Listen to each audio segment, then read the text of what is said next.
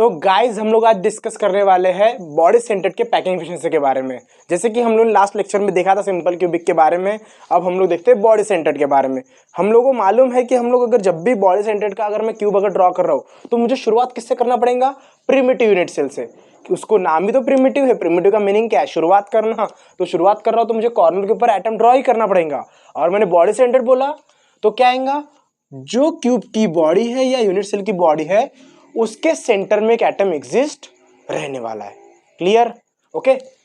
तो उसके लिए हमारे पास फॉर्मूला है परसेंट ऑफ पैकिंग एफिशिएंसी का। फॉर्मूला क्या है? Volume occupied by particle in unit cell upon total volume of cube. तो यहाँ पे जो टोटल वॉल्यूम ऑफ क्यूब है, यहाँ पे टोटल वॉल्यूम ऑफ क्यूब है, ये क्या रहेगा? ए क्यूब। जैसा कि हम लोग ने ऑलरेडी पढ़ा है, हम लोग को स्ट्रैटेजी मालूम ही है। सिंपल क्यूबिक में हम लोगों ने देखा ही है कि ए क्यूब है तो ए क्यूब को हम लोग क्या करना पड़ता है? कट करना पड़ता है, जिस कारण से हम लोग रेडियस की वैल्यू देखते हैं in the form of edge length. Strategy क्या है समझी? इसलिए हम लोग क्या चाहिए? रेडियस की वैल्यू एज लेंथ के फॉर्म में चाहिए। तो उसके लिए मैं क्या करूंगा? ये जो हमारे पास यूनिट सेल दिख रहा है, यहाँ पे मैं कुछ ट्रायंगल ड्रॉ करूंगा। एक ट्रायंगल ऐसा और एक ट्रायंगल ऐसा। अब ट्रायंगल ड्रॉ किए तो नाम तो देना पड़ेगा, लावारिस तो रख नहीं सकते, है ना? तो ए बी एंड सी और ए डी। ठीक है। सबसे पहले अगर मैंने देखा ए बी की वैल्यू, तो ए बी की वैल्यू क्या आएंगी? ये जो ट्रायंगल दिख रहा है मुझे, कौन सा? A B C. तो ये मैंने जो ट्रायंगल देखा ए सी बी, ठीक है, तो मुझे यहां पे क्या दिख रही है? मुझे यहां पे दिख रहे हैं एटम्स, जिसमें मुझे रेडियस दिख रही है। तो यहां पे मैं बोल सकता हूं कि ए बी की वैल्यू क्या है? R plus twice R plus R, that is A B is equal to 4r। Clear? A B is equal to 4r है। ये तो मुझे मिल गई ए बी की वैल्यू आर के फॉर्म में। इसी वैल्यू को मुझे किस फॉर्म में चाहिए? एज लेंथ के फॉर्म में, यानी ए के फॉर्म में चाहिए। इसलिए मुझे क्या करना पड़ेगा? ये ट्राइंगल में से मुझे एसी की वैल्यू चाहिए और बीसी की वैल्यू चाहिए। एसी तो पता है, एसी क्या है? ए है। बट बीसी क्या है? बीसी की वैल्यू भी तो पता हो ना। तो बीसी फाइंड करने के लिए मुझे दूसरा ट्रायंगल देखना पड़ेगा। वो कौन सा ट्रायंगल है?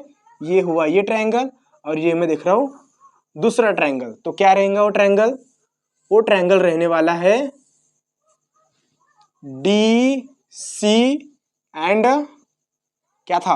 बी, जिसमें एंगल डी क्या है? 90 डिग्री। इसमें हम लोग को बी डी मालूम है, डीसी भी क्या है, क्योंकि दोनों क्या है? क्यूब की साइड है, तो हम लोग इजीली बता सकते हैं। तो मैं सबसे पहले क्या करूंगा?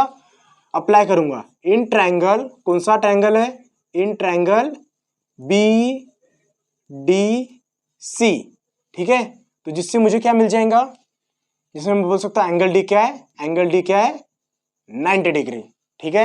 यानी B C square is equal to B D square plus D C square. Clear? B D square plus D C square. B D और डी सी क्या है? बी डी है ए एंड डी सी भी क्या है? A, that is a square plus a square. ठीक है। यानी मुझे बी सी स्क्वायर की वैल्यू मिल गई ट्वाइस ए स्क्वायर, मतलब मुझे बी सी फाइंड हो गया। तो मैं दूसरा ट्रायंगल कंसीडर करूंगा। तो कौन सा ट्रायंगल है? In triangle A C B. Angle C क्या है इसमें? एंगल सी पोजीशन समझो, क्यूब है तो ये जो आड़ी लाइन बनने वाली है ये क्या रहेगा? ये जो कॉर्नर का रहेगा ये रहेगा परपेंडिकुलर, जिसको हम लोग बोलते हैं 90 डिग्री। ठीक है। तो जिस हिसाब से एंगल सी क्या रहने वाला है? एंगल सी रहेगा 90 डिग्री। ठीक है। तो ट्रायंगल में मैं अप्लाई करूंगा, क्या रहेगा? A B. क्या कर रहे हैं हम लोग? पाइथागोरस थ्योरम यूज कर रहे हैं। तो पाइथागोरस थ्योरम क्या है? वही रहता है hypotenuse square is equal to one side square plus other side square. तो क्या रहेगा? A B square is equal to B C square plus A C square. B C की वैल्यू है हमारे पास ट्वाइस ए स्क्वायर, और ए सी क्या है? A c is a normal side of a unit cell. अगर नॉर्मल साइड की value क्या थी? ए थी, तो मैं इसको क्या लिखूंगा? A square. मतलब क्या हो गया? 3a square. ठीक है। लेकिन मुझे वैल्यू किस फॉर्म में चाहिए? मुझे वैल्यू चाहिए ए बी के फॉर्म में। तो ए बी के फॉर्म में इसकी वैल्यू क्या आएंगी? A B is equal to √3a। Terms clear हुई? अब मैं क्या करूंगा? दोनों जो वैल्यू है दोनों को मर्ज करूंगा और सिंपली आर के फॉर्म में वैल्यू निकालूंगा। जब मैंने इन दोनों वैल्यू को क्या कर दिया? मर्ज कर दिया। ठीक है। यहां पे तो क्या निकलेंगी? तो ये वैल्यू निकलेंगी 4r is equal to √3a, यानी r क्या हो जाएगा नॉर्मली √3/4a। आखिर हम लोगों का जो एक मकसद था वो हम लोग क्लियर हो गया। रेडियस की वैल्यू हम लोग किस फॉर्म में मिल गई, एज लेंथ के फॉर्म में मिल गई। हम लोग क्या करेंगे, अब इसी को हम लोग इस फॉर्मूले में पुट करेंगे। अब मैंने जब volume occupied by particle in unit cell को अगर मैंने ब्रेक किया उस फॉर्मूले को, तो फॉर्मूला किस में कन्वर्ट होता है, ये फॉर्मूला किस में कन्वर्ट होता है, तो ये फॉर्मूला होता है नंबर ऑफ एटम, कौन सा, number of atom present in unit cell, ठीक है, इनटू वॉल्यूम ऑफ, इनटू क्या रहेगा, वॉल्यूम ऑफ स्फीयर, ठीक है, वॉल्यूम ऑफ स्फीयर। तो नंबर ऑफ एटम अगर मुझे निकालना है तो नंबर ऑफ एटम कैसे निकलेंगे, वही क्या रहने वाला है, हर एक कॉर्नर के हिसाब से मैं क्या बोलूंगा, कहाँ लिखो, इसका मैं बोलूंगा 1/8 एटम कॉर्नर पे रहते हैं, 8 कॉर्नर्स पे, और एक्स्ट्रा का 1 एटम, ऐसे मिला कितने होते हैं, ऐसे मिला के होते हैं 2 एटम, ठीक है। बस देन वॉल्यूम ऑफ स्फीयर पे जाते हैं हम लोग। वॉल्यूम ऑफ स्फीयर अगर मुझे लिखना है तो what is the volume of sphere, simply क्या था, 4/3πr³। r की वैल्यू हमारे पास है, ठीक है, in the form of edge length, तो हम लोग वही पुट करेंगे 4/3π। देन जैसा कि मैं बोलता हूं तुम लोगों को, अगर कोई वैल्यू है तो उसको पता है क्या, वैसे ही एक्सपांडेशन फॉर्म में पुट करो और उसको लास्ट तक के सॉल्व नहीं करना। क्यों, क्योंकि जब वैल्यू यानी नंबर जब छोटे रहते हैं तो इजीली तुम लोग उसको काटना है तो काट सकते हो, उसको डिवाइड करना है तो कर सकते हो, मतलब, ठीक है। तो जिस कारण से तुम्हारे कैलकुलेशन ईजी हो जाएंगे, तो वही करना है हम लोगों को, वही स्ट्रैटेजी थोड़ा सा यूज करना है। तो क्या आएगा, √3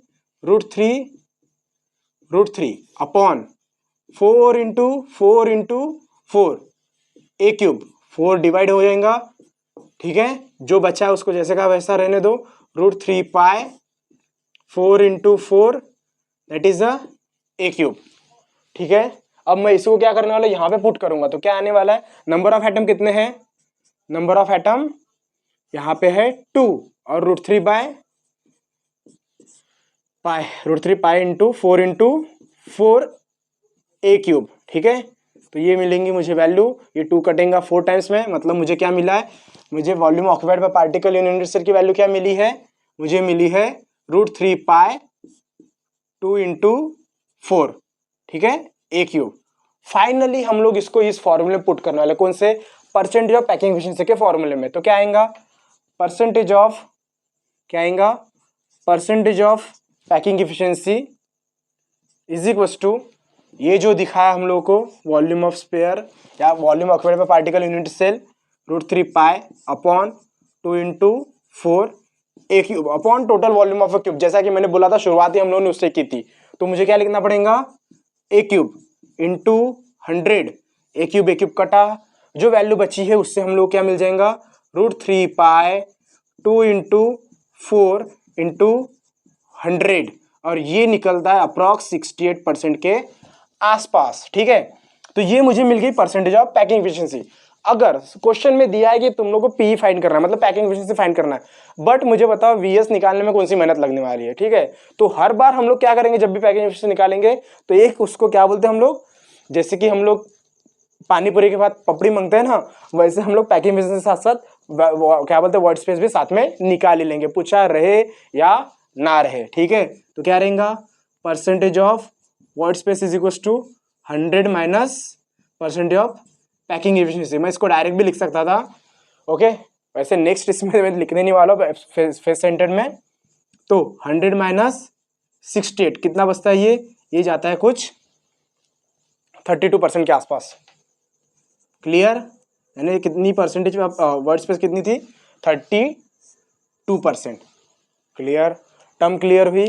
तो यहाँ पे हमारा ये जो था पैकिंग एफिशिएंसी वाला क्वेश्चन फिनिश होता है। मिलते हैं नेक्स्ट लेक्चर में फेस सेंटर्ड के बारे में देखने के लिए। Thank you.